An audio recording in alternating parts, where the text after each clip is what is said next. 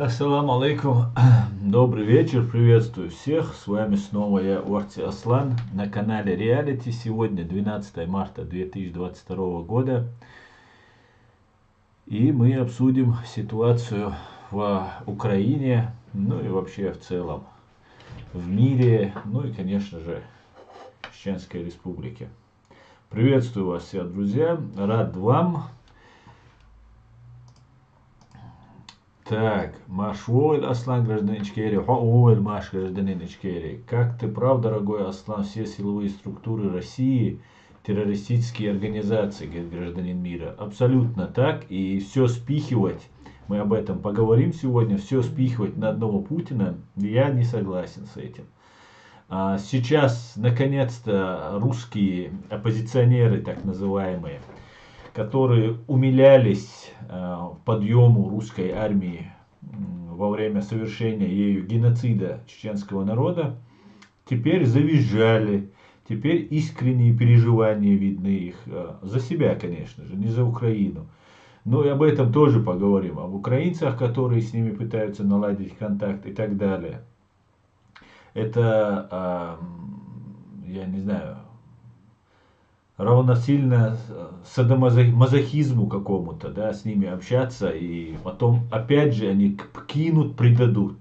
Все русское должно отсоединиться от украинцев, от чеченцев, от грузин. Только в таком случае мы сможем стать полностью независимыми, и угроза от них нам будет минимальна в таком случае. Но давайте обо всем по порядку. Значит, сперва, как обычно, с приветствий.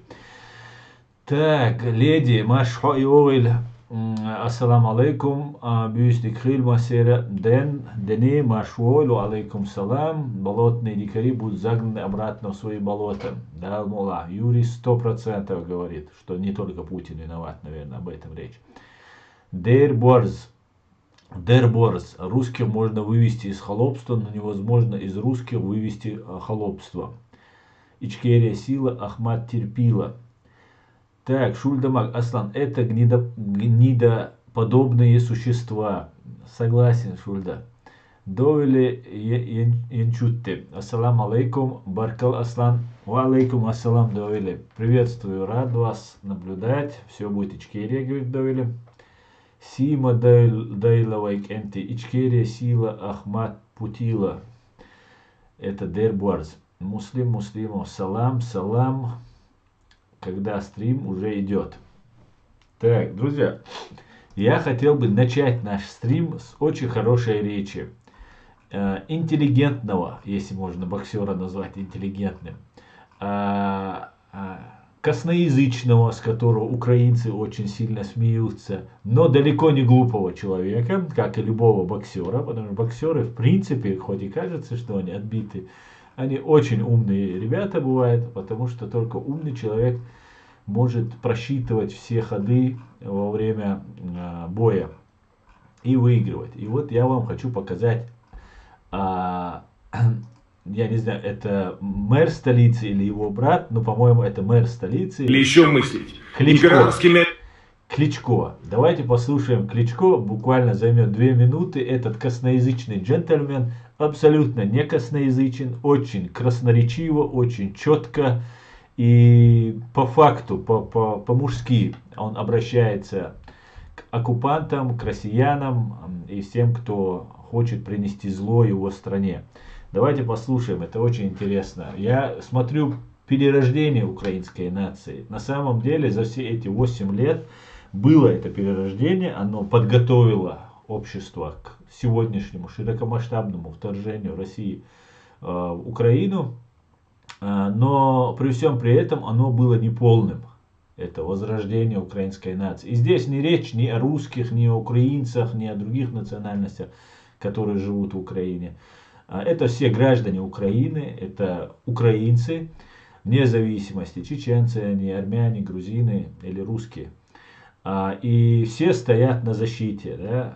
Ну, кто стоит, конечно, есть и коллаборанты, и предатели, и русскоязычные предатели, и украинскоязычные. Все имеется, как и бывает в таких случаях всегда, большому сожалению. Но при всем при этом Украина возродилась как нация. И я это наблюдаю то, что было в 91-92 годах. Я, конечно, в те времена не так наблюдал за всем, да, и не понимал многих вещей, которые происходили в то время. Но я знаю, как чеченцы стали чеченцами из советских людей, они превратились снова в чеченцев. И это были не отдельные лица в лице Масхадова, там, Дудаева, Исханова, там, других третьих людей, которые поняли это. А это стало массовым таким явлением, когда чеченцы начали становиться чеченцами. Свободными, независимыми чеченцами. Вот сегодня мы видим то же самое происходит в Украине. Теперь, в общем, вся нация становится украинцами, то есть свободными. Свободными людьми. С чем я их поздравляю? Конечно же, большой кровью, неимоверными потерями, просто колоссальные потери происходят. И, к большому сожалению, это может затянуться и на месяцы, и, возможно, даже на годы. Но крах России на наших глазах происходит, и мы наблюдаем это все. И я благодарю Господа за то, что Он дал мне возможность дожить до этого дня, увидеть это все своими глазами. Может быть, не конец я увидел, но уже начало и неотвратимость этого я увидел. Я это знал еще 8 лет назад, когда начиналась русско-украинская война. Об этом я всегда вам говорил, но я не знал, как это произойдет. Я знал, что Путин оказался уже в такой ситуации, когда он уже оторван от мира, когда он считает, что он какой-то повелитель мира и так далее, и так далее. Плюс его подгоняют его страшные преступления. В отличие от нас с вами, этот человек не может просто так уйти и ничего не делать, да, и остаться незащищенным. Как только он отпускает власть, он привлекается к уголовной ответственности. А соответственно, много людей, которые с ним в этом замешаны, они постараются его как свидетеля ликвидировать. Потому что когда уже жизнь стоит и их на кону, то, конечно же, выйти из этого спрута, из этой мафии нельзя никому, и Путин, конечно же, будет убит или же врагами, или же своими подельниками, или посажен. Да, это самая оптимальная на сегодняшний день ситуация, выход из его сложившейся ситуации. Слава Богу, мы живем во время гуманизма, когда людей не казнят, а пожизненно лишают свободы. И вот, я так полагаю, это был бы самый лучший выход для Путина и пожизненное лишение его свободы. Но давайте по порядку, давайте начнем с Кличко, великолепного Кличко, я бы даже сказал. Так, минуточку, давайте послушаем. Это послание россиянам. Слушайте те, кто способен мыслить или еще мыслить. Императорскими амбициями, вторжением в Украину и варварством вашей так называемой армии вы посеяли ненависть на века. И слова о том, что правительство это якобы одно, а русские граждане другое, это полный бред и чушь. Это вы, веря мерзкой пропаганде и не воспринимая информацию даже от своих родственников и друзей здесь, в Украине, молчали все 8 лет, когда ваша страна оккупировала Крым и часть Донбасса. Это вы высокомерно относились к украинцам и считали, что нет такой нации. Это вы пересказывали друг другу мифы о каких-то нацистах и прочий бред. Это ваши солдаты, мужья, дети пришли сейчас в Украину. И вы все об этом знаете. Вы им звоните и спрашиваете, как они там на задании. Запомните, нас не нужно освобождать. Мы на своей земле и строили свою страну. И мы ее построим. Украина свободное государство, которое выбрало демократический европейский путь развития. И мы будем биться за свой выбор. Сегодня мы, как никогда, едины и решительны в этом. Это не мы пришли на вашу землю. Это вы убиваете наших детей. Бомбите и сравниваете с землей наши города и наши дома. Знайте, вас здесь называют орками. Всех. Нет сейчас хороших или плохих русских. Пока вы молчите и внемлете пропаганде сумасшедшего человека и сошедшего с ума диктатора. Весь цивилизованный мир сегодня на стороне украинцев. И восхищается тем, как мы строим свою землю. Да, нам будет сложно, но мы не сдадимся, потому что мы не боимся. И ваша армия это уже поняла. Оставить ультиматумы людям, которые умирают за свою землю, бесперспективно. Запомните, как бы вы ни пытались сейчас уничтожить Украину и украинцев, если вы так продолжите, ваша страна тоже не выживет.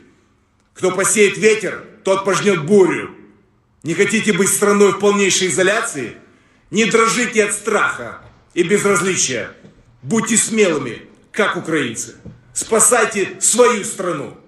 А мы свою не отдадим и не сдадим. Я горжусь тем, что я украинец. Представитель сильной, свободолюбивой и героической нации. Слава Украине! Героям слава. Класс, молодец. Хорошо сказал. И нисколько не косноязычные. Если вы обратили внимание, как с него смеялись, вырывали там из контекста его какие-нибудь выражения и так далее. И человек реально не готовился к дикторской жизни, он профессиональный боксер. Поэтому как пытались над ним смеяться. И я уверен, что многие смеялись над ним. Это по заданию Russian пропаганды, так как видимо, позицию Кличко в Москве очень хорошо знали. Итак, давайте дальше. Да, это Владимир Кличко, младший брат Виталия. Это с его брата смеялись. Ну, неважно, но этот хорошо сказал. Кличко неподаляк, пустивший поначалу пыль в глаза, все к месту и по делу. Это вам не ручками с мордорцами. Ручкаться с мордорцами, Асланбек, Машволь Асланбек. Да, абсолютно верно. Ури ва алейкум ассалам, Машволь. Так, леди, Машволь. Ассалам алейкум, Массерга Саламашал. Дусюгер, да будет свобода вечная и Айчкерия процветающая. Амину алейкум ассалам. Тибулас Мта. Отдельно добрый вечер россиянцам. Поздравляем с побитым рекордом Майкопской дивизии. Ваши миротворческие танки мирно догорают на земле Великой Украины. Да, кстати говоря, у меня плохая новость и для украинцев тоже. И вот она о чем. Мы знаем, что 12 тысяч уже заявлено утилизированных российских оккупантов, раненых, убитых, взятых в плен, в общей сложности около 700 взятых в плен и в общей сложности 12 тысяч дисквалифицировано из этой войны украинской армии. Так нам говорит украинская армия. Украинские источники нам об этом сообщают. Я не знаю, насколько достоверны эти источники, так как на войне в первую очередь гибнет правда. И, вероятно, это правда, у меня нет оснований не верить. Но некоторые люди, такие как Антон Геращенко, такие как Алексей Арестович, которые выступают у русских оппозиционеров, так называемых, к большому сожалению, называют такую цифру, видимо, для устрашения этого врага, это очень хорошо.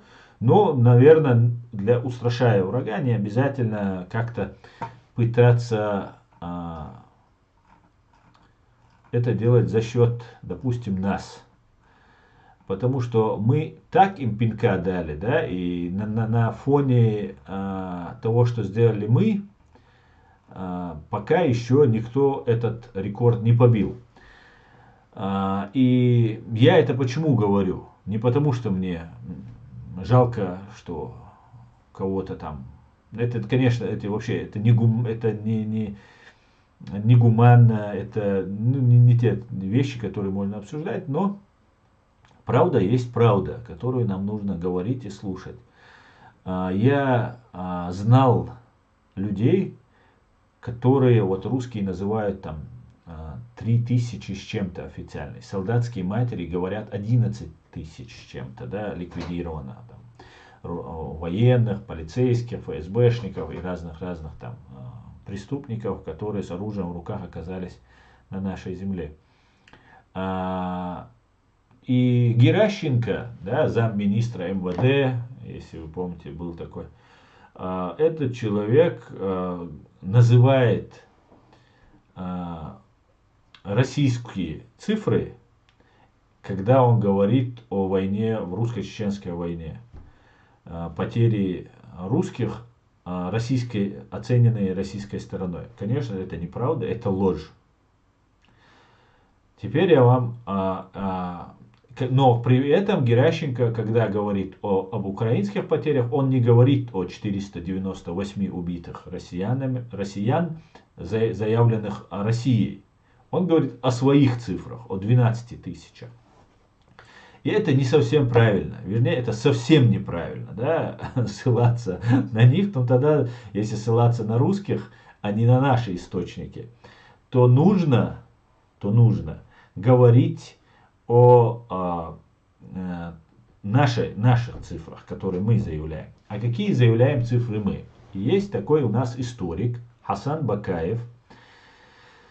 И вот Хасан Бакаев выдает фантастические вещи, на первый взгляд. Ну, а реально вот о чем он говорит. Так, давайте я вам покажу. Смотрите. 2 дня назад Хасан Бакаев о потерях. Прежде всего хочу сказать, что смерть любого человека большая трагедия для его семьи и близких родственников. Поэтому вполне согласен с тем, что соперничество в числе погибших солдат на войне офицеров выглядит в некоторой степени кощунственно. Однако украинские информационные агентства и аналитики ежедневно сравнивают численность погибших в Украине российских солдат и офицеров с численностью российских солдат и офицеров, погибших в Чечении. И заверяют, что в Украине на момент публикации этой заметки уже погибло больше российских солдат и офицеров, чем за обе войны в Чечне. Утверждая, что за 2 войны в Чечне российская армия потеряла всего лишь 10 304 убитыми и 33 тысячи ранеными. Украинские аналитики ссылаются на официальные российские источники. Однако, если ссылаться на те же российские источники, получается, что в Украине погибло всего около 500 российских военнослужащих. Это то, что как раз я вам сейчас говорил. Но украинские аналитики при своих сравнениях поступают весьма своеобразно. Численность потерь российских военнослужащих в Чечне они берут из российских оккупационных источников. А численность потерь российских военнослужащих в Украине берут не из российских, а из своих собственных источников. А в украинских официальных источниках потери российских военнослужащих более чем в 20 раз выше, чем отчеты российской стороны. Кстати, вчера болгарский аналитик Христо Грозев долго рассказывал о том, что в Украине погибли 2 российских генерал-майора, утверждая, что это беспрецедентный случай в истории войн. Задумайтесь. Хотел бы указать этому аналитику на те же официальные российские источники, в соответствии с которыми в Чечне за обе войны погибло 13 российских генерал-майоров, 4 генерал-лейтенанта и 1 адмирал. Так что гибель 2 генералов в ходе военных действий случай далеко не беспрецедентный. Теперь о реальных российских потерях в Чечне. Только 2 российских города, внимание, обращаю внимание ваше, только 2 российских города, Краснодар и Волгоград,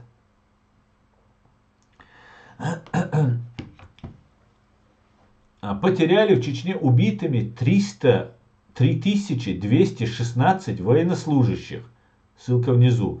То есть, получается, что треть всех российских безвозвратных потерь в Чечне приходится на военнослужащих родом из Волгограда и Краснодара.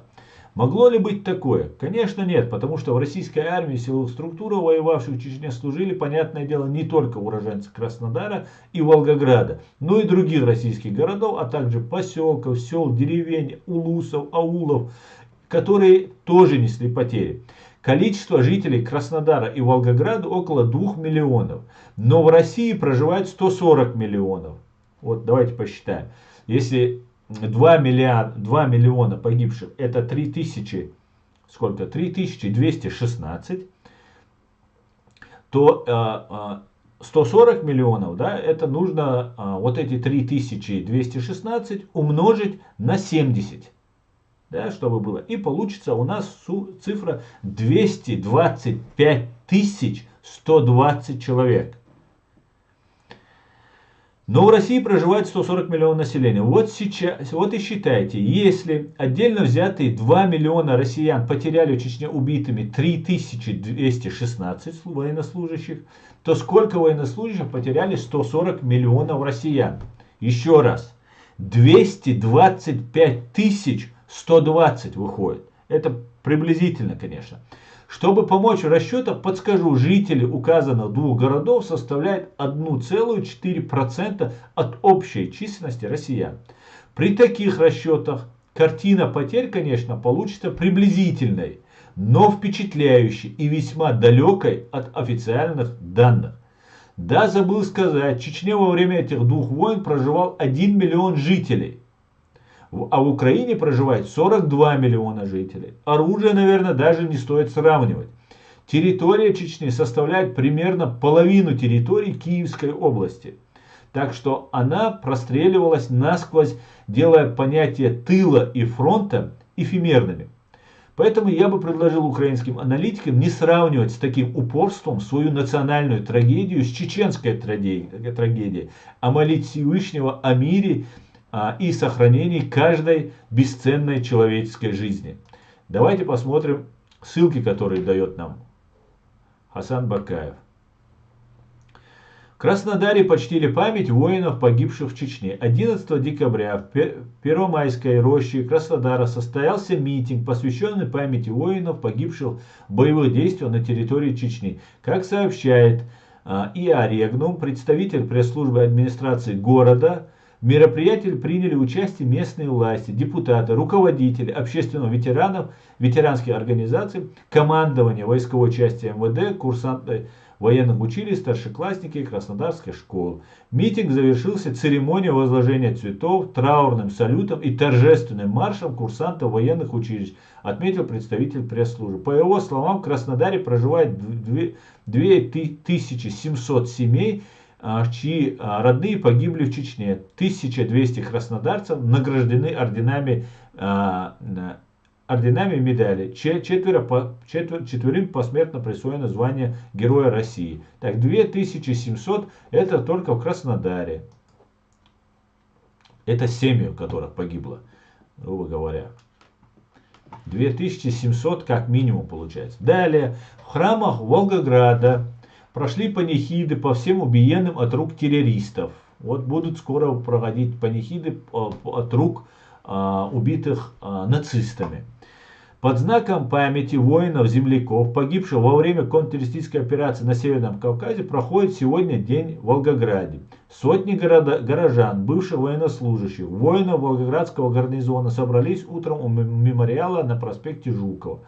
На мемориальных плитах увековечены имена 516 военнослужащих российской армии, сотрудников МВД и ФСБ, погибших в Чечне, Дагестане и Ингушетии. Под звуки военного оркестра представители общественной организации, воины гарнизона, вдовы и матери погибших военнослужащих возложили цветы к плитам. Сегодня в храме Волгограда прошли панихиды по убиенным от рук террористов. Были зажжены поминальные свечи, сообщает Итар ТАСС.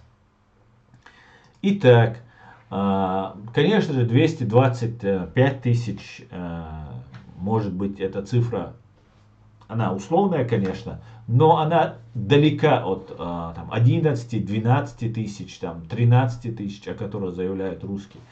Ну, если эту цифру даже разделить на 2, то более 100 тысяч российских оккупантов уничтожено. И на самом деле это именно так, без сомнения. Потому что Россия после русско-чеченской войны так и не смогла оправиться. Демографические обвалы, которые происходили с ней на протяжении вот этих последних 10-15 лет, даже более, они именно и являются той причиной, да, не только погибшие, это в основном молодые люди, Но еще люди, которые побывали на войне, они фактически не могут нормально устроиться, адаптироваться нормально в жизни и, соответственно, спиваются, наркотики, там, совершают преступления, ну и так далее, и так далее. Поэтому украинцам повезло не только тем, что мы оттягивали и очень долго дали время подготовить, вырастить новое поколение свободных украинцев, но еще и поспособствовали уменьшению вот этих орков, которые придут, уменьшению количества этих орков, которые сегодня уже пришли, которые должны были затем прийти на украинскую землю. Так что, господа, немножко не соответствует действительности. И хотелось бы, знаете как, хотелось бы, чтобы не сколько убитых говорили, а чтобы украинцы, хотя это тоже важно, нужно говорить украинцам в целях пропаганды, в том числе, и так морально, психологически дух оккупантов очень низок, очень. Просто они не знают, как им закончить эту войну, как выйти из этой войны. Важно, чтобы говорили о независимости Чеченской Республики Ичкерия, чтобы признали Чеченскую Республику Ичкерия на государственном уровне. Вот это для нас важно, уважаемые украинцы. Поэтому, пожалуйста, объективно, всесторонне подходите к этому вопросу. Хорошо? Так, давайте почитаю ваши комментарии. Тойзен, украинцы такие же двойные, у украинцев такие же двойные стандарты, как и у русских. Это проявляется везде. Аду Давлетюк, ассаламу алейкум, алейкум салам, витаю, Никола Степовенко, слава вільної Ічкерії, слава Україні, слава вільному народу, героям слава Микола, здравствуйте. Муслим, грамматика упрекают тоже ФСБ, у них есть привычки и они палятся. Алена Гончарук, всем привет, поставила лайк, посмотрю попозже. Да, спасибо, Алена, здравствуйте. Ахмед Масаев, давайте объединимся, Чечня, Украина, Белоруссия, Ростовская область, Краснодарский край и Ставрополь. Ахмед, ну, не знаю насчет Белоруссии, Ростовской области, часть Краснодарского и Ставропольского, конечно же, нам полагается, и надо будет это все возвращать. Надо будет Ауховский район возвращать. И много что нам придется делать в ближайшие годы, друзья. Нас ждут очень-очень интересные и очень трудные времена. Трудно имеется в виду, много нужно будет вычищать наше общество, создавать фактически заново все органы власти. И очень интересно будет, друзья. Очень. Так. Украинцы настолько талантливая нация, что, снимая ролик по трупам, узнают национальность оккупанта, и почему-то всегда это чечен. Вот там чечен, и это чечен. А вот чеченская кровь галушками подавился. Да, Тойзен, есть такая вещь, но, знаешь, я видел видео, которое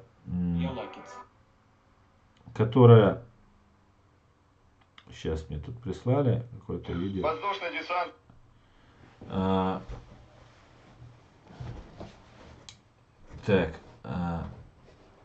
Не все, конечно, так поступают, но некоторые товарищи любят. И вот видео есть, где лежит труп, абсолютно не похожий на чеченца, и человек абсолютно с русским говором говорит, чеченец, чечен там и так далее. Наверное, об этом ты говоришь, Тойзен.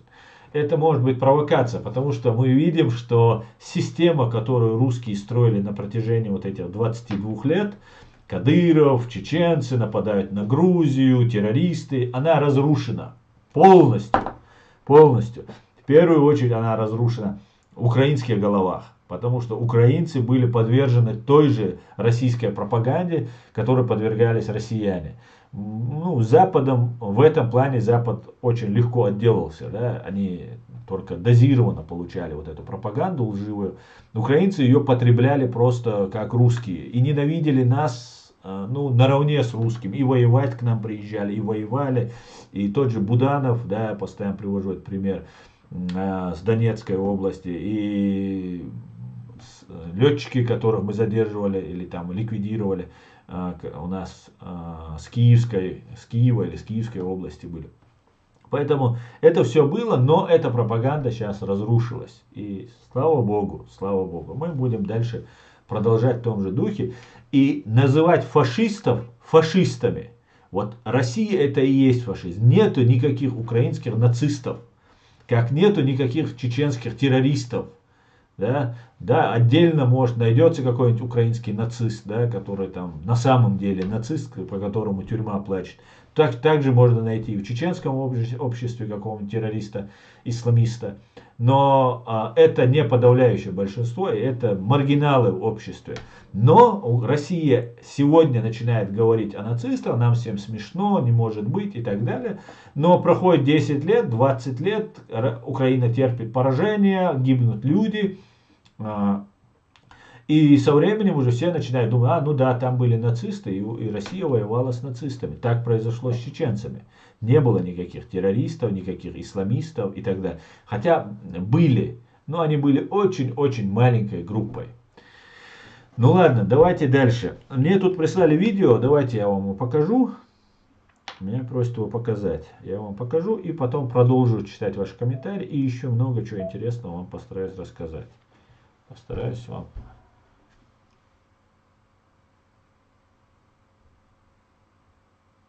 Воздушно-десантные войска. Один убитый офицер на 30 солдат. Не то. Воздушно-десантные войска потеряли в боевых действиях в Чечне более 300 человек. Из них 128 офицеров. Из них 128 офицеров. Соотношение, как вы понимаете, близко к половине. Такого соотношения не было ни в годы Великой Отечественной войны, ни в войне в Афганистане. Возможно разбираться в цифрах, говоря о погибших кощунственно.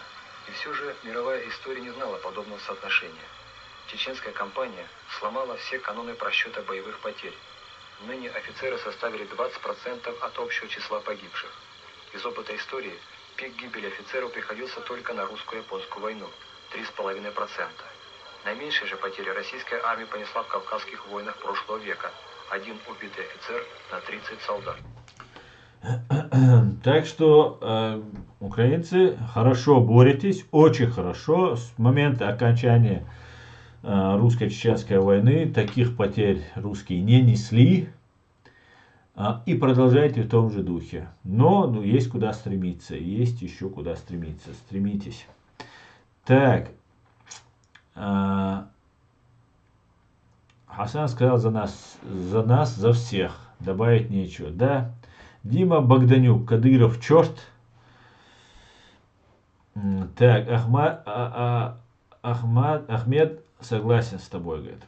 Так. Тибуласов, да, насчет ценности каждой человеческой жизни к озверевшим российским мародерам неприменимо.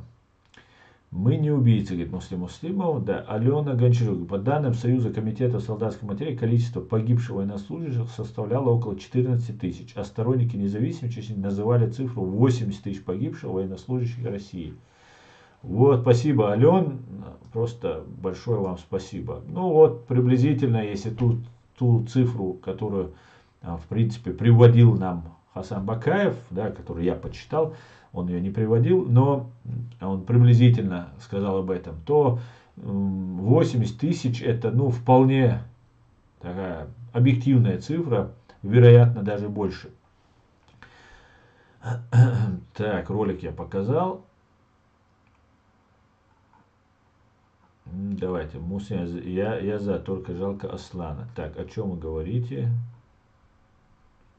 Согласно данным мемориала, основанного на официальных публикациях федеральных сил, погибло более 5500 военнослужащих. Возможно, в эти данные не включили 3000 пропавших без вести. Так, у страха глаза велики, но поэтому они видят во всех чеченцев, к сожалению. Так, США, Америка, ассаламу алейкум, ва алейкум ассалам, США, машвой. Так, иногда несоответствие между официальными цифрами и неофициальным поражает масштабом. Выжившие военнослужащие Майкопской 131-й бригады говорили, в Грозном погибло более 1000 человек из бригады. Адуда улету. Я просто не могу, Ален, говорить всех вещей, я бы такие вещи рассказал бы. Но настанет время, я это буду рассказывать. И 1000 человек, и 2000 человек щелкали. Знаете, вообще, мне рассказывали люди, непосредственно, которые воевали против русских оккупантов, что для того, чтобы выявить их точки, туда бросались, в их место посылались 500 тысяч человек. И говорит, нам просто жалко было их убивать. Вот они идут, мы их убиваем. Отступают они, сзади стреляют заградотряды. Только лишь чтобы выявить точки, не убить их, а выявить, ну после того, как выявляют, конечно, они их пытаются убить, и потом обстреливают, закидывают свою вот эту пехоту. И после этого, как только наши выходят из укрытия, в этот момент начинается артобстрел и своих, и наших. И это так было очень много раз. Только в Самашках несколько тысяч, маленький населенный пункт, он, я не знаю, один район, может, полрайона Киевского какого-нибудь. Только за несколько дней боев в Самашках было убито 2500 трупов было отдано в обмен на несколько наших убитых. Вот такие количества было. Уничтожались просто в огромном количестве, в огромнейшем количестве. И это имя этих наших воинов, которые отстаивали, да, мы должны понимать, что мы говорим о победах, мы говорим о нашей силе, всего народа, но, да, весь народ помогает, и без помощи народа сражаться очень трудно, да, практически невозможно. Но при всем при этом непосредственные исполнители, да, можно сказать, вот в этих боевых действиях являются определенно конкретные люди. В основном они все погибли. В основном эти ребята погибли. Остались там рекламные, там, которые паразитируют на этом. И, конечно же, перешедшие на сторону русских кадыровцы, которые взяли это имя, и вот это страшное имя для русских, которые боялись вот этих чеченцев, воевавших против них, теперь уже представляют вот этих кадыровцев. А на самом деле, да, среди кадыровцев есть люди, которые реально воевали, реально заслуженные ребята там есть. По пальцам можно их перечесть. В основном это все каратели. Это все вокруг войны, мы их называли рекламные боевики, которые перебежали на сторону, люди, которые вокруг войны ходили. И таких тоже много. И среди живых ичкерийцев сегодня, и которые сейчас перешли на сторону России и сейчас служат России. Украинцы против Украины были брошены, тоже обратите внимание, были брошены коллаборанты из ДНР, ЛНР и так далее. Первыми послали их. И самые большие потери у них. Вот эти ДНР, ЛНР, милиция, ДНР, ЛНР и так далее. Фактически 8 лет назад, когда они предали свою страну, свою Украину, их подготовили, так всегда бывает. Сейчас, если Украина проиграет, украинцы, даже которые не принимают участие в войне, те, кто принимает и сдастся, перейдет на сторону, ему, конечно же, придется смывать кровью то, что сейчас над ними происходит.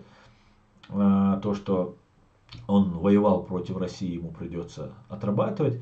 Но даже те, кто вообще ни в чем никогда не принимает участие, где-то сейчас сидит, он завтра, вероятно, будет солдатом империи и будет посылаться дальше. Так все империи поступают всегда. Россия это просто всегда делает в таком просто извращенном виде, всегда это делает. И вот кадыровцы, ДНРовцы, лугандонцы, они вот пополняют списки потерь. И в основном, в первую очередь, лугандонцы. И получается, часть предателей, перешедшая на сторону России, воюют против своей родной страны, против своей родной армии, против своих же вчерашних сограждан. Кадыровцы, по большей части, они подготовлены к там разным, их долго натаскивали, обучали к разным таким спецмероприятиям, например, убийство президента Зеленского, они активно сейчас пытаются, это очень важно для них сейчас, законно избранного президента, чтобы не было, вводить смуту. Так они убили нашего президента Масхадова, так они убили нашего президента Дудаева, и всех первых лиц они всегда пытались убивать. Конечно, Зеленский уже перешел черту, под его руководством уже несколько тысяч, будем говорить о 12 тысячах, так как нам сообщает наша сторона, Украина это наша сторона, поэтому мы будем всегда приводить данные нашей стороны, даже если они пропагандистские. Это нас нисколько не смущает, потому что это наша сторона, а мы имеем дело с подонками, фашистами, которые не скажут правду, ну если просто висок, пистолет не приставить, правду они не скажут. Они днями и ночами думают, как бы солгать, хотя даже если это не приносит им никакой пользы. И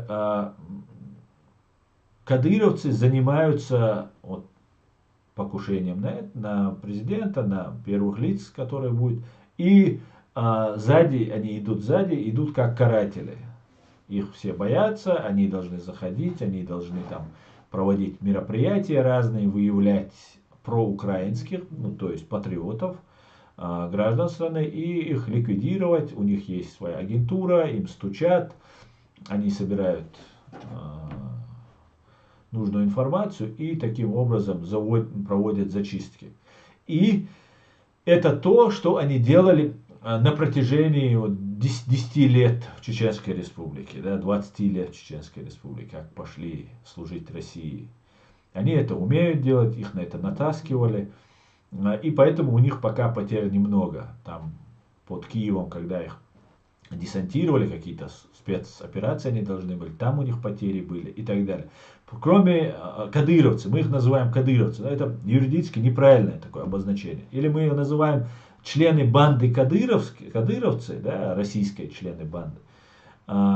Или же мы должны называть, кем они являются. Там, Росгвардия, там, военнослужащие и так далее. Поэтому военнослужащие есть в российской, чеченской национальности, в российской армии. Они ни к Росгвардии, ни к финансированию кадыровской вот этой банды не имеют отношения. Это срочники, это по контракту, которые остались, да, служить, потому что больше никак заработать на жизнь себе не могут. Ну и есть вот эти росгвардейцы, ОМОНы, СОБРы там, и разные там другие банды, которые именуются кадыровцами. Да? На самом деле это россияне. И всем так и хочется постоянно подчеркнуть, что они чеченцы. Ну тогда подчеркивайте, что большая часть погибших в войне против Украины являются фактически гражданами Украины, вчерашними гражданами. Это лугандонцы, жители Луганска и Донецка. Поэтому давайте чуть-чуть немножко разделять эти вещи. Ну, давайте опять почитаю ваши комментарии. На памятнике, установленном в Майкопе, значатся только 110 имен, а в тематической группе ВКонтакте значится 188 имен. Алена Гончаров. Да, спасибо, Ален, спасибо за эту ценную информацию, которую вы нам даете. Это очень важно. Так, зашел поставить лайк. Победим вместе, разом переможем. Камарджоба. Гагимарджос, файтер. Дякую тебе. Война в Чечне несравнима ни с какой. Еще и 13 лет мир молчал. Да, более того, Мадин, вот мы сейчас были в Польше, и выступает Яценюк, не Яценюк, Гойзман, по-моему, или Гроссман, как он называется, как его зовут, бывший премьер-министр Украины и президент бывшей Грузии. И вот они выступают, мы ждем, вот сколько они выступали, за все это время ни грузин, ни украинец не обмолвил слово Чечня, чеченцы. Это самое кровавое преступление, которое совершила Россия. И если ты борешься против России, ты не можешь просто, в моем понимании, это нелогично. Есть угроза твоему существованию, экзистенциональная угроза. Да? Это угроза просто истребления тебя, истребления, уничтожения твоей государственности. И если ты на самом деле хочешь победить врага, ты должен применять все методы, все меры, которые тебе дозволены международным правом. Так вот, я не верю этим двум лицам, которые не говоря, и любому человеку, ну ладно, по незнанию кто-то может сказать, но если ты на самом деле хочешь победить Россию, как ты можешь не сказать про самое большое преступление Путина? Или это личная неприязнь, ненависть к чеченцам, или же это симуляция того, что они борются с Россией. Только так я это могу объяснить. Хотя ни Гойзмана, или как его там, или Саакашвили я не могу в принципе объяснить, обвинить в том, что они против России. Но я не могу. Значит, это ненависть к чеченцам, личная неприязнь этих людей. По-другому никак это нельзя объяснить. Потому что, ну как можно говорить о преступлениях Путина и не сказать о преступлении, совершенном им в самом начале его войны, убив русских, взорвав свои дома, еще массу терактов ФСБ провела. И мы еще говорим, виноват Путин, война Путина, сейчас американцы начали говорить, война Путина и так далее. Ну, может, это политически как-то нужно, чтобы не настраивать весь народ против Запада. Может быть, это нужно. Но мы никакие не политики, мы должны говорить вещи как есть. Не только Путина. Да? И я постоянно возмущался тем, что некоторые засланные казачки и полезные идиоты все время говорят о Кадырове. И нужно говорить о Путине, о Патрушеве. Да, совершенно верно. Но теперь я опять недоволен. Нужно говорить не только о Путине, о Патрушеве, а о Министерстве нападения России, о Федеральной службе безопасности, о Министерстве внутренних дел, о ФСИН, ну и другие силовые структуры, которые есть в России. Они все принимали участие в геноциде чеченской нации, в войне против Грузии, в войне в Сирии, ну может менты туда не ездили, в Сирию, и сейчас в Украине. Поэтому одним Путиным отделаться, да, и сейчас российские разные оппозиционеры говорят, это Путин, там, сегодня буквально смотрел имперца Каспарова, который лжец, который возглавляет форум «Паскудной России», который когда-то назывался форум «Свободной России». И есть один бывший депутат, почему-то такой он у них принимаем в Украине. Не знаю, ну как это возможно. Депутатами не становятся люди, которые даже потом, когда их снимают, это все это на протяжении вот этого времени было, да, когда Путин совершал преступления по всему миру, в том числе и против Грузии, войну. И они там говорят, что вот, да, это Путин виноват, Путин во всем виноват, путинскую власть нужно смести. Вот, короче, это люди, которые хотят смести Путина и прийти к власти. Вот их задача. И не помню кто, Арестович это был или Геращенко, когда говорил вот с этим ведущим, как его, ну, депутат, который бывший российский, он говорит, что мы будем требовать контрибуции, да, финансовой, материального возмещения нанесенного вреда Украине.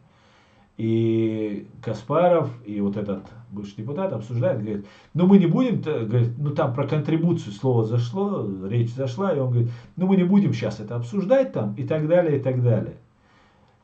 Украинцы, вы должны понимать, что если они не признают своей вины, за которую готовы платить, значит, они ее не признают. Понимаете? Они не готовы платить. Им бабки нужны. Им нужно им говорить, ну да, Путин виноват. Сместить Путина и ничего вам не отдавать. Понимаете? Вот к чему идет. И не надо на них рассчитывать. Нет, оппозиция, российская оппозиция не сметет Путина. Она не может его сместить. Она, когда сейчас наложили санкции, инстаграмы там разные всякие, вот это все запретили ему, и все у них крах. Вот на наши глаза происходит крах их. Они начинают сейчас визжать для того, чтобы как-то спастись и сохраниться. Нету у них задачи пожалеть украинцев. Они не говорят о разбитом, уничтоженном роддоме в Мариуполе. Они об этом не говорят. Они говорят, что им Инстаграм запретили. У них вот проблема. Вот когда только их касается, они только начинают понимать. И как сказал Джохар Дудаев, петух войны, каждый русский дом постучится. Вот тогда они это поймут. Они понимают только язык силы. И не нужно вот этих оппозиционеров, так называемых, их сейчас легитимизировать, их поднимать. Это контрпродуктивно, это во вред. Они занимаются, вот, например, этот Арестович там разговаривает с ними, общается, да, нужно доносить правду, но можно ее сейчас в интернете, не обязательно на площадке, там у Фейгина это доносить. Ее можно на другой, любой площадке, потому что интернет открыт и до многих и так доходит. Ну, допустим, нужно как-то там с ними. Но учтите, ни Фейгин, ни этот Пономарев, что ли, как его, забываю его фамилию. Эти люди не сопереживают, когда вы говорите, там, Арестович говорит, или еще там кто-то говорит, что вот мы уничтожили фашистов, будем бить там и так далее. Вы думаете, им это нравится? Нисколько им это не нравится. Они вас ненавидят. И Фейгин не сидел бы и не разговаривал бы в России. Он бы давно уехал бы сейчас в тюрьму. Да, на Путина такие вещи говорит. И он говорит это, чтобы вот этот электорат, который вот он сейчас собрал вокруг себя, да, его своих зрителей, чтобы ими как-то управлять. И все. Не нужно с ними никаких диалогов вести. Не нужно им ничего рассказывать. Рассказывать должно Министерство обороны там, и там определенные ваши блогеры, которые должны доносить эту информацию. Все. Ваши журналисты, вот и то, что официальных источников украинских. Вот как это все должно быть. Не надо с ними разговаривать. Нет от них пользы. Никакой. Единственный выход, который сейчас есть в этой ситуации, это Global дрон, Global Hawk или же Байрактар. С группой диверсантов, которые могут там что-то сделать. Вот и все. В противном случае Путину нужны большие жертвы. Если вы заметили, если вы знаете, что российские войны, они великими становятся не из-за хороших таких супер операций, там, супер таких удачных, с минимальными потерями операций войсковых, войн каких-нибудь. Нет. У них они становятся великими, если много погибло на этой войне людей. У них редко бывают какие-то там умные, супер хорошие операции. Редко у них это получается.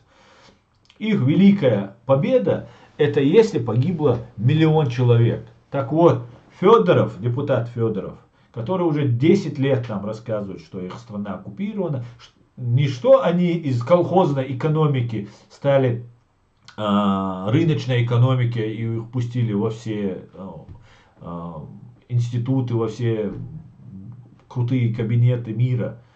То, что они сейчас оккупированы американцами, и они сейчас хотят выйти из-под оккупации американцев. Вот что они рассказывают. Так вот, он рассказывал, что для того, чтобы, как в Чечне, выводить людей на митинги, нужно уничтожить 20% украинцев. Это 8 миллионов человек нужно им убить. Психологически, то есть, к уничтожению 8 миллионов украинцев они готовы. Это бактериологическое оружие, это биологическое оружие, это ядерное оружие. и любое другое оружие, которое может убить столько людей. Им это нужно, они таким способом хотят. Эскалация будет накручиваться, не пойдет остановка, только остановка будет, если армия возмутится, да? Армия поймет, что ее утилизируют, а ее утилизируют реально. И раньше в советское время управление страной и влияние было у армии очень высокое. А потом КГБшники всех задвинули, и уже последние 30-40 лет со времен Андропова армия уже фактически ни на что не влияет. Кстати, об этом говорил Джохар Дудаев, об этом говорит профессор Абдурахман Автарханов в своих книгах. Поэтому это в любом случае, что может быть дальше произойти? Ему нужно как можно больше убить людей, как можно больше погибло людей. И своих, и чужих ему без разницы. И вот когда будет убито там 100 тысяч русских, да, там, если это возможно, конечно, да, для этого потребуется очень много времени. Убито будет 1 миллион украинцев, да. Вот Путин закроется. Сколько сможет, он захватит, закроется, нанесет ядерный удар, биологический, бактериологический. Вот сейчас они очень много говорят о каких-то бактериологических лабораториях в Украине и так далее, и так далее. И хотят сказать, что это украинцы хотят их убить при помощи американцев. На самом деле это говорит о том, что это они могут это сделать, что это они могут нанести этот бактериологический, биологический, ядерный, химический какой-нибудь удар. Так это все применялось в Чечне, это обкатывалось, экспериментировалось, проверялось на чеченских детях, на чеченских девочках, на чеченских женщинах и так далее. Поэтому мы должны понимать, что это все не так быстро закончится, если не будет восстания, какое-то армейское восстание в России. И таким способом Путин будет свергнут. Просто так подобраться к нему, его ликвидировать, не получится ни у кого, мне кажется. По крайней мере, как я это вижу.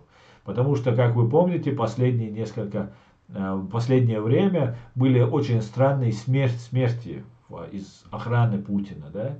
То застрелился, то. Их просто за измену, за предательство, за подозрение в измене. Их просто ликвидируют. И зачищает тем самым круг. И вокруг Путина очень запуганные, очень боящиеся сделать шаг вправо, шаг влево, чтобы их не обвинили в измене окружения, которые и верны ему, и преданы, и не подпустят к нему никого близко. Нужно каким-то способом сделать так, чтобы Путин Путин был нейтрализован. Что еще можно сделать? Пока сейчас эти война в Украине сейчас развивается, можно максимально начать способствовать сепаратистским движениям в Российской Федерации. Это Дальний Восток, это Бурятия, это Якутия, это Татарстан. И, конечно же, некоторые, если есть там согласны на это, хотя очень большая концентрация на Кавказе, и если есть республики, которые готовы, вот на них тоже нужно в Северном Кавказе оказывать влияние. И, конечно же, помощь временно оккупированной Чеченской Республики Ичкерия. Полноценная помощь, та помощь, которая оказывается Украине. Признание правительства Чеченской Республики Ичкерия или президиума Чеченской Республики, законной власти Чеченской Республики. Финансовая, информационная, политическая поддержка и помощь. Да, не такое пренебрежение тому, что есть. Многие виноваты. Многие страны виноваты в том, что над чеченцами совершен геноцид. Многие. Да, это не юридическая вина всех государств, да, но отдельные представители отдельных государств, которые заседали, там, такой как Кофи Аннан, например, который сейчас уже умер, на сегодняшний день его нет. И другие люди, которые имена, фамилии нам известны, которые замешаны в коррупционных там разных вещах, которые не выполняли своих прямых обязательств, своих обязанностей по спасению чеченского народа от геноцида, который совершала Россия. Теперь же мы видим убийство украинского народа. И это не конец. Это не конец. Всю эту российскую массу народа, населения будут мобилизовать. Кстати говоря, пользуясь случаем, я об этом говорил и ранее, молодые люди призывного возраста, я призываю покинуть Россию. Как можно быстрее спасайтесь. Вас будут забирать. Это будет все больше и больше накручиваться. Сперва будут привлекаться разные наемники, разные так называемые добровольцы. Их Сирии сейчас они уже одобрили. Не хватает своих людей, которые будут сейчас в городах воевать. Потому что города нужно брать. А брать города это самые тяжелые боевые условия. Там практически ты на равных. Да? Просто у тебя нет мотивации, а у защитников своего города она в 100 раз больше, чем у тебя. Поэтому будут сейчас и призывников будут набирать, и резервистов будут набирать. Потому что эту войну Путин не остановит. Его кредо вот, заваливать трупами. Вот они это будут делать. И нам нужно вот, всячески, нам, чеченцам, в первую очередь, нужно сохранить свою нацию. Все мужчины призывного возраста должны немедленно покинуть. В Турцию выезжаете, в Европу выезжаете, в Грузию, в Армению, куда угодно. Нужно избежать этой мобилизации. Потому что вас будут привлекать. Дәлер дуэль, дәл алыш дуэль нохчик ам. Так, давайте послушаем. Почитаем ваши комментарии. Я перемотаю, друзья. Так.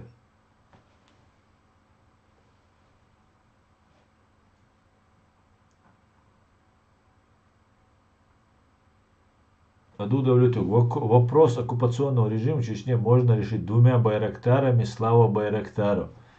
Героям слава. Да, Байрактар или Global Hawk. Это еще очень крутая машинка.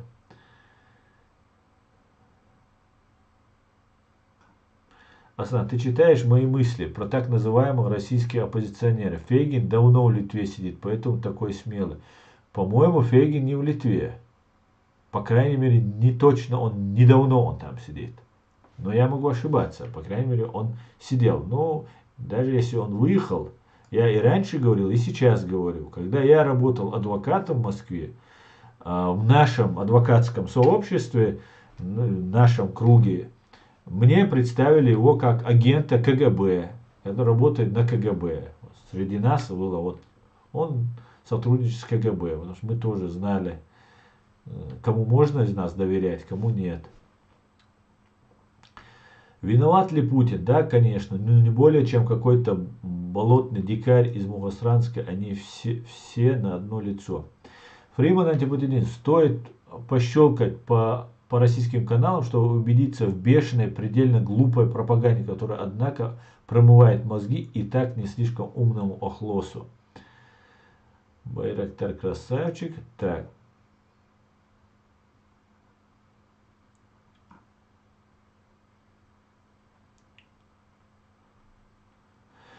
Ночи ног. Так, Исаак Шмулевич, прочитаю. Спасибо, кто поставил лайки.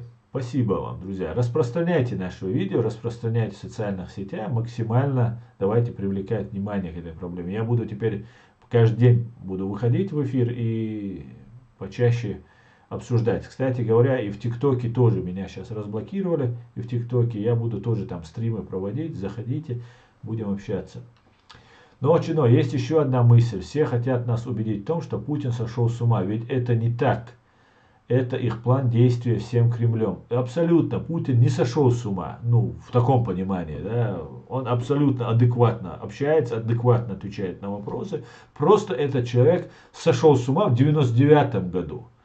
Вот человек без души, без чести, без нравственности, без морали, без каких-либо тормозов.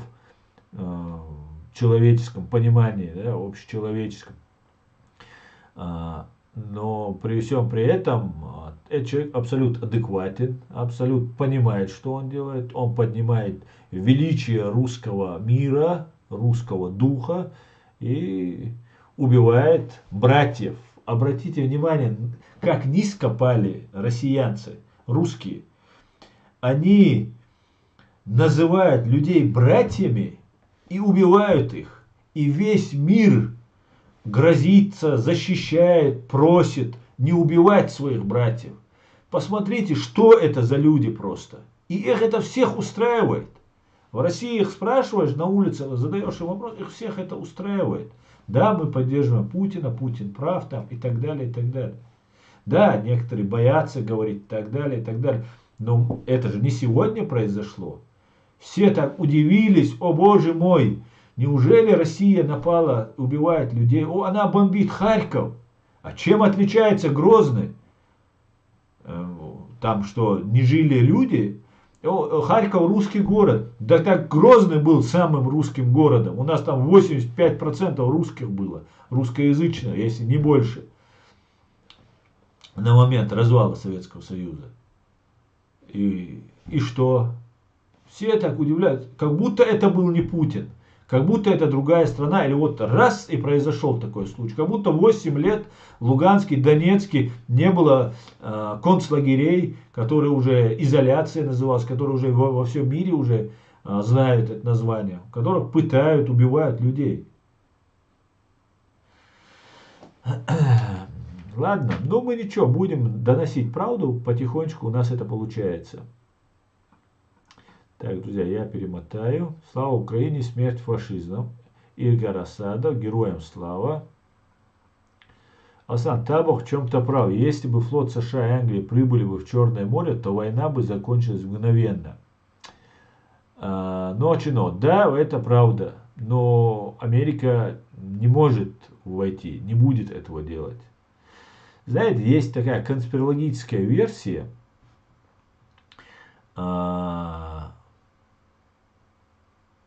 У нее много, конечно, слабых мест, если начать ее отстаивать. Но при всем при этом такая версия, что Путина заманили в ловушку Украину.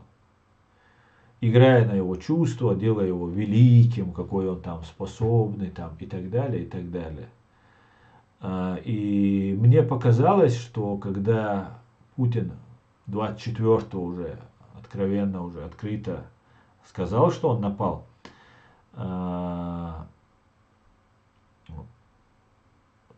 когда Байден говорил об этом, что мне показалось, Байден был рад тому, что Путина они поймали в эту ловушку.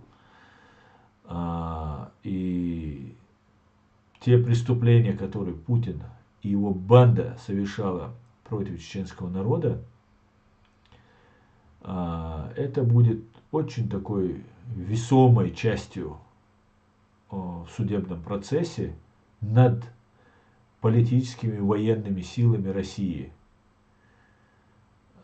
То же самое произошло с Муаммаром Каддафи, с Саддамом Хусейном. Они тоже были друзьями Запада. Потом совершали преступления, и на многое Запад закрывал глаза. А потом настало время, когда уже достаточно уже было доказательств, их настигло то, что должно настигнуть любого диктатора и убийцу. Так, поэтому Америка не будет посылать свои корабли, чтобы не вступать в войну, открытую войну, так как, ну, это очень и верно, с одной стороны, да, ну, допустим, Америка вступает в войну, и тогда Путин имеет все права нанести ядерный удар, допустим, да, уже они воюют с американцами. И в таком случае Байдену или любому другому президенту нужно объяснить своим избирателям, а почему ты нас поставил? Его избирали не украинцы, его избирали американцы. И ему нужно будет отчитываться перед своими избирателями. И в таком случае он будет виноват.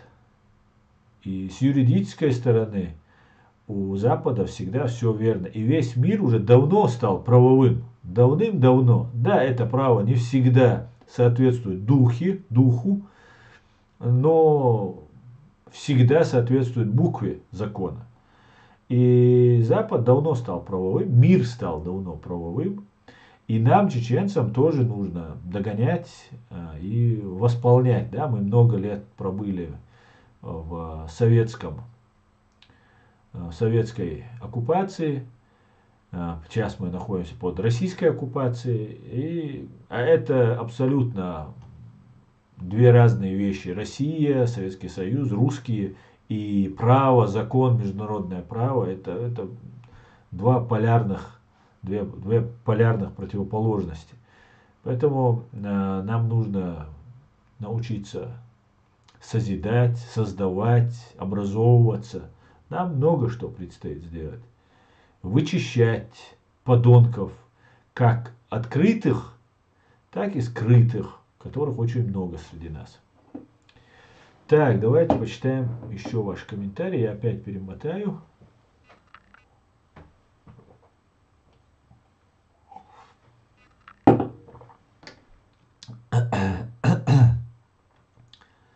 Думаю, нам нужно реагировать на эти провокации русагентов в Украине, но вестись на это не нужно. Они пытаются сеять вражду. Да, Самбек, совершенно верно. И бьют метко и остро по-русски. Я как-то сделал дуа, соглашаясь разделить Ичкерии давление со стороны РФ, и после приехали и расстреляли митинг, который сами же организовали. Я как-то сделал дуа, соглашаясь разделить с Ичкерии давление со стороны РФ. И после приехали, расстреляли митинг, который сами же организовали. Не совсем понял.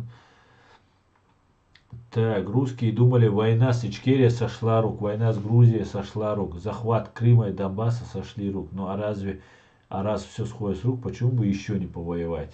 Да, именно так он и поступил. Так, Аду Давлетук. Никогда ни один русский не осмелится первым нанести ядерный удар, иначе они нанесли бы его по Чечении, чем испытать позор навеки. Абсолютно с тобой согласен, Аду Давлетук. Я, конечно же, не думал, что Путин нападет. Я знал, что вот эти диверсионные, раскопленные эти войска, я думал, что будут диверсионные вот эти группы нападать там и так далее. В принципе, так это происходит. Ну, масштабно я все-таки не допускал, что он так отчаянно поступит. Но сейчас уже, по истечению уже 2 недель, более 2 недель, можно понимать, что широкомасштабно так он и не зашел. Он заходит, ну, широкомасштабно он зашел, но он не штурмует вот так города. Они даже говорят, мы не будем их штурмовать, потому что это большие потери. И это правда. Они будут сперва сносить квартал за кварталом, и только после этого заходить в города. И применение ядерного оружия, могу я, конечно, тоже ошибаться, применять он не будет. Потому что применение, даже отправить широкомасштабно армию на Украину, это еще не самоубийство.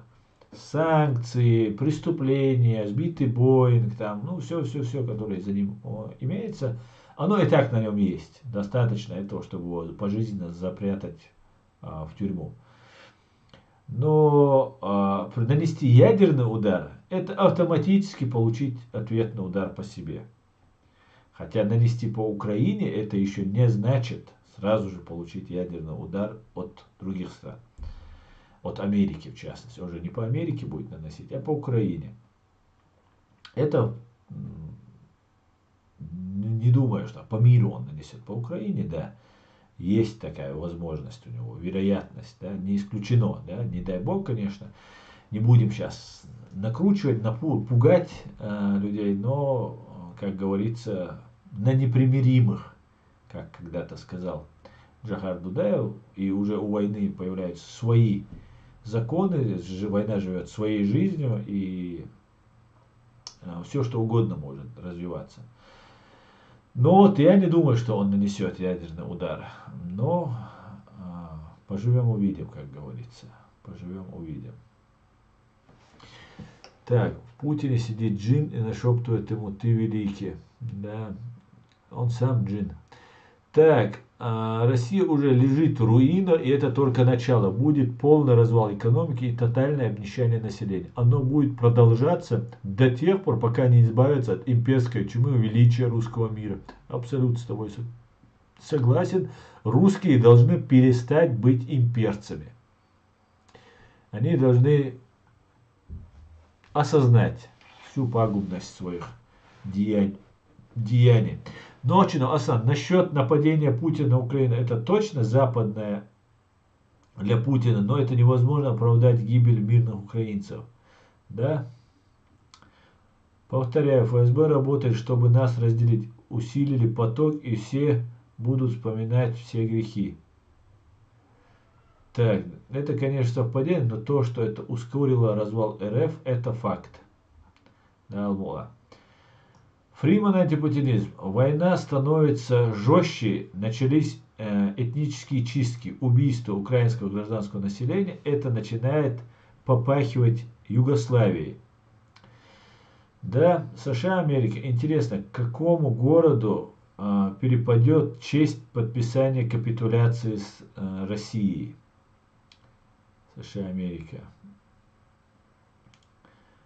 Не знаю. Так. Привет, Спартак. Надеюсь, ни Запад, ни Зеленский не пойдет на уступки. Как найти? Фриман, антипутинизм. Путин хотел поставить на колени не только Украину, он стремился поставить на колени весь цивилизованный мир. Он хотел навязать новый мировой порядок, без правовых ограничений на насилие. Да, и обломался жестко. Так. Для этого и захвачены 2 АЭС, крыса в углу тоже.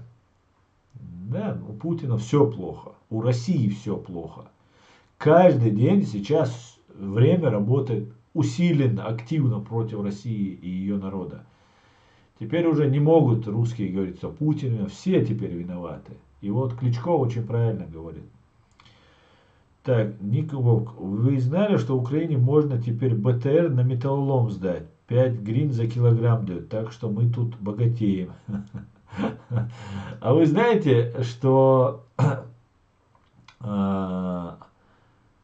Задорнов такой был? Он говорит, Украина не нападет на Россию, типа, потому что сборщики металла там очень там обогатятся. Ну, такая шутка у него была еще при жизни, когда он был. А все оказалось ровно наоборот. Металлолом собирают теперь украинцы. И когда русские говорят, что в Украине нацисты, знайте, что это говорят нацисты. Если русские говорят, что там террористы, знайте, что это говорят террористы. И вот все у них связано. Это какая-то нация наоборот. Просто непонятно, как можно так. Даже нацией не назвать. Вот. Я разделяю, да, на самом деле. Я знаю, что очень нормальные, порядочные люди есть в России. Среди людей я жил, у меня есть друзья. И, конечно, не касается всех, когда я так говорю. Но силовые структуры – это фашистские, просто террористические организации.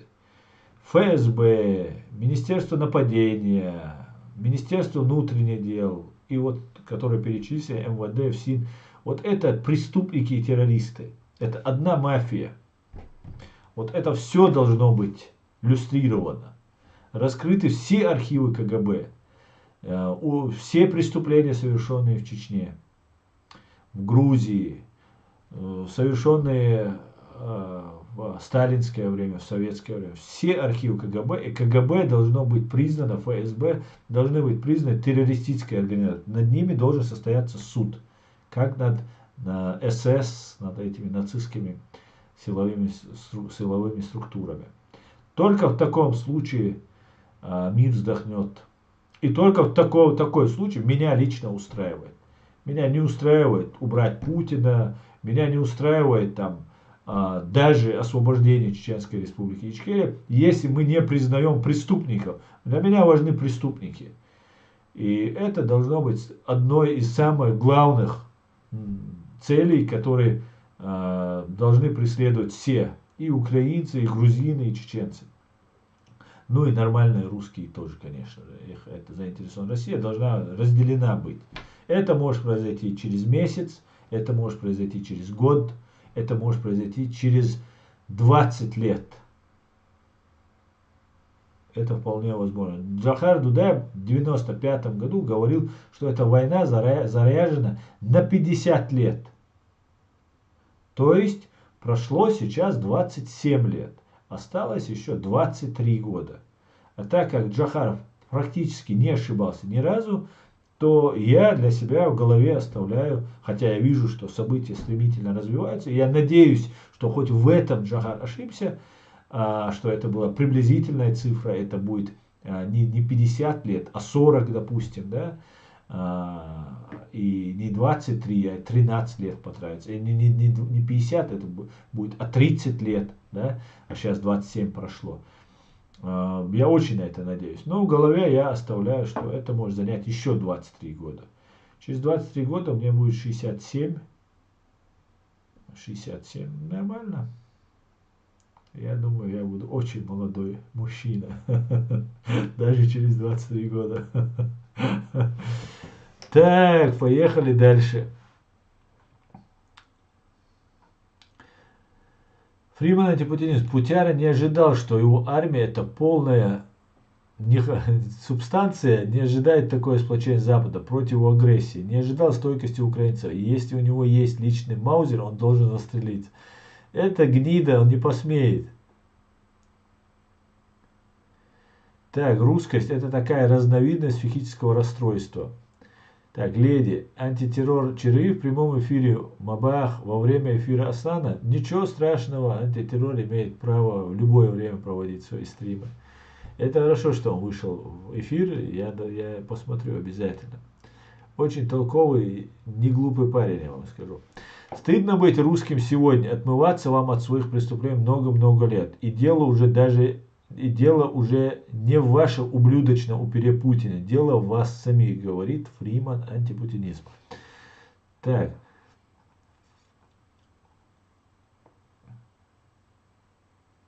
Теперь о русских будут судить в мире на протяжении многих лет не по их великой литературе, а по зверствам их солдат в Чечне и Украине. Да, Аслан, путеводитель от нашей легенды Джохара Дудаева. Если Путлер не будет ликвидирован, то будет ядерная война. Все очень просто. Если не услышат голос Джохара, то будет мировая война. Так, Алжир Акшанский. Олглерд. Наверное, так. Или это И. Олгиерд. Ассаламу алейкум. Здравствуйте. Где можно найти полную книгу «Атака чеченского волка»? Алейкум ассалам. Я не знаю. Если честно, я этой книги не читал. И есть выдержки из этой книги гуляют по интернету, но я не читал. Вернее, это вообще некоторые цитаты есть. Я не читал. Так. Ассаламу алейкум, здравствуйте. Так, это я уже читал. Наконец-то цивилизованный мир проснулся и принял решение затолкнуть эту убогую и поганую страну туда, где ей место. И она там будет до тех пор, пока не излечит от имперской чумы величия русского мира.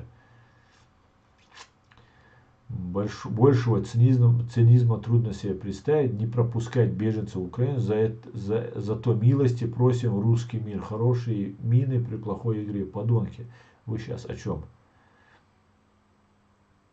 США, Америка. К февралю 1995 года, то есть за один месяц войны, только в одном Грозном было убито 24 440 мирных жителей. Среди них 3700 детей, 4650 женщин, 2653 стариков. Ковалев об этом сообщает. Невероятные какие цифры. Буквально за месяц. Ну, такие же потери, пока еще меньше, происходит в Украине. Тоже очень большие потери среди мирного населения.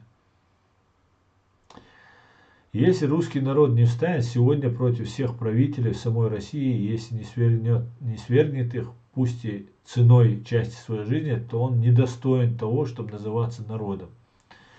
Исаак Шмулевич, мне сегодня прислали видео. В Германии собрались русские с российскими флагами и что-то требовали. Кто знает, что за движение? Я не знаю. Аслан, как нам вас двоих сразу смотреть? Ну, сразу двоих не надо, можно по очереди. Так, давайте я вам еще расскажу про события в Украине. Ситуация очень хорошая, вернее, очень плохая для России, она и для нас не очень хорошая, потому что гибнут люди. Но я вам сейчас покажу свою ленту в Фейсбуке. И после, кстати говоря, после стрима, сейчас который будет буквально через полчаса, я буду стримить в ТикТоке. Заходите, друзья. Так, 1 рубль теперь стоит меньше. 1 рубль теперь стоит меньше, чем 1 американский цент. Президент США Джо Байден. Доллар сейчас, кстати, говорят, уже до 200 рублей достигает. Биржа не открывается, потому что как только откроется, она рухнет. Поэтому сейчас уже как в старые советские или постсоветские времена. Все из-под полы, все как положено. Так, это чеченские волонтеры, которые помогают украинцам в Вене на центральном вокзале. Огромнейшее им спасибо. Украинцам нужно помогать, чеченцы. Запомните, мы сами помним, в каком состоянии мы сюда приезжали. И эти люди без знания языка, от войны, в стрессе, в тяжелом положении. Поэтому с пониманием, искренней помощь мы должны всяческую оказывать всем, кто приезжает. Добро пожаловать в Украину. Ну так, друзья, давайте посмотрим вот это видео.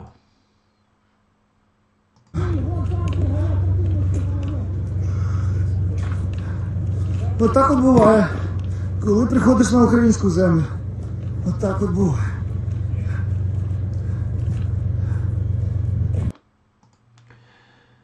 Так, пойдемте дальше, я вам покажу еще. Московский патриархат. Так, это, ну давайте посмотрим про сбитый.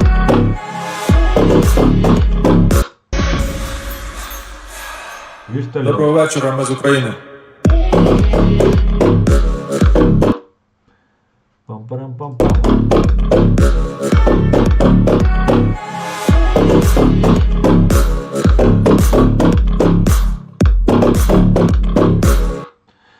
Так, перевозчики русского мира. Как вам такие русскомировцы? Смотрите.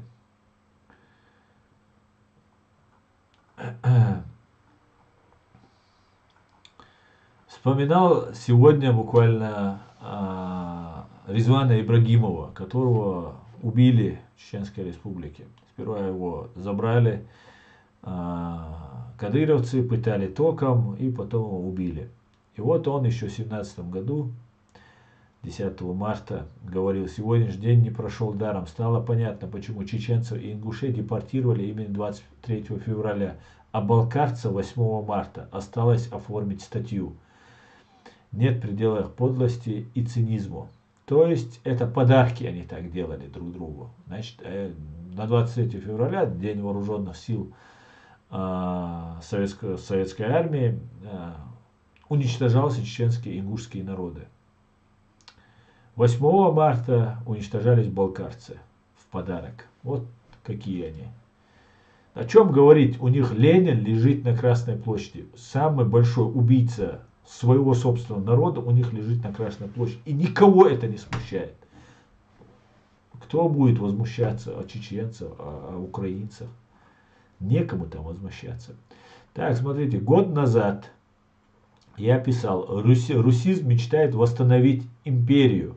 ГДР должна стать частью империи. Это вот я в 21 году говорю. Я еще и раньше это говорил. Поэтому, кстати, я делаю официальное обращение по этому поводу, раз у нас уже стрим заканчивается.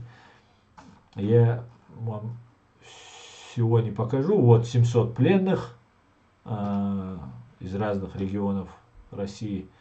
Более 700 пленных. Так, это новый значок, нацистский значок свастика неофашистов. Вот уничтожено 12 тысяч на 10 число.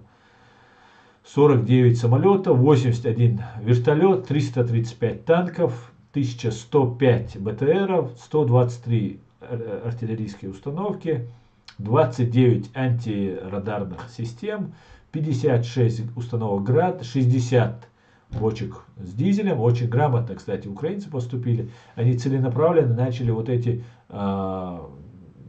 грузовые вот эти цистерны уничтожать. Теперь у них большие проблемы с топливом. Территория большая, им нужно постоянно где-то добывать топливо. Все, а танк, как мы знаем, очень много сжирает. 7 БПЛ, 3 корабля-катера и 526 грузовиков КАМАЗов уничтожено. Вот еще одно видео я вам покажу буквально. Нитро, я удар. Алло. Нитро. Алло, Нитро для удара. Это они подкрадываются к Киеву, вот на этой границе, их начинают уничтожать. И это только начало. Я ко всем оркам обращаюсь. Вы даже не представляете, куда вы лезете. Вас там ждет ад, наподобие Грозного. Вас реально там ждет ад. Я просто рекомендую вам настоятельно туда не ехать. Если вы хотите умереть, вы можете в более спокойной обстановке умереть, чем там в аду просто вы будете. Вы будете мечтать о том, чтобы быстрее сдохнуть. Вот куда вы лезете. Киев вы никогда не возьмете. Вы будете уничтожены просто. Нитро, я удар. Алло. Нитро, я удар. Слушаю тебя. Удар, я Нитро. 6-й полк почти потерял. Что? 6-й полк пока не могу доложить, пока собираю. Очень много потерь. Ждали. Голова колонны попала в засаду. Командир полка погиб. По остальным разбираюсь. Сейчас как разберешься, всех соберешь, мне доложишь. Как понял? Оттуда били артиллерия, танки. С беспилотника, так я понял, Байрактары летают. Остальным сейчас потерям разбираюсь. Байрактар, движение латинаунзен. Но там работают не только Байрактары, да? Там работает артиллерия, очень хорошо работает украинская артиллерия. Очень хорошо работает разведка. Да? Разведка, об этом и сейчас и Геращенко говорит. Американцы, ну не знаю кто, западные кто-то, а скорее всего американцы, поставляют прямую информацию про все группировки, которые находятся на территории Украины. Украинцам известно.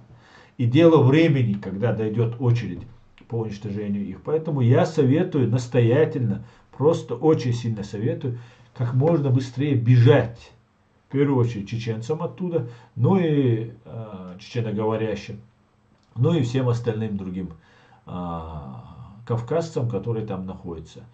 Ну и кто хочет, тоже остальные тоже могут драпануть. Я вам советую. Это самое лучшее, что вы можете сделать. Ну, зря, конечно, если вы меня не послушаете. А давайте послушаем наших грузинских братьев, которые сражаются в Украине.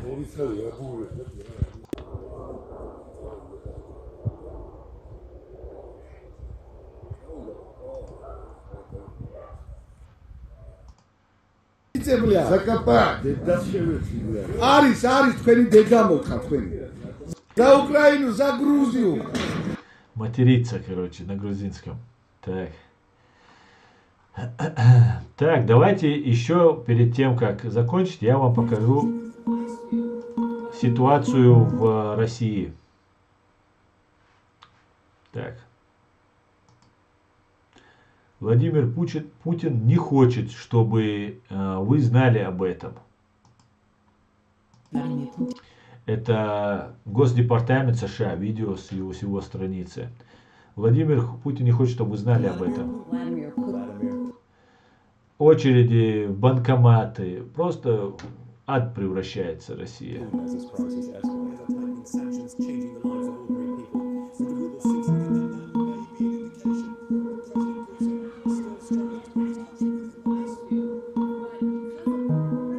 И приближается экономический крах. Остановите войну. Stop the lies. No war Украина. Украина. Так. Что вам еще показать? Ну вот, давайте. Банкомат. 2 часа ночи. Москва. 2022 год. Очередь. Банкомат. 2 часа ночи.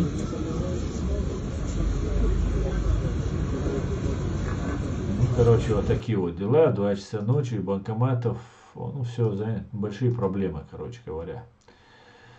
У Russian фашистов. Но, что поделаешь. Как сказал Кличко, кто посеет ветер, тот пожнет бурю. Да, Алмула. Да, Алмула. Я очень рад.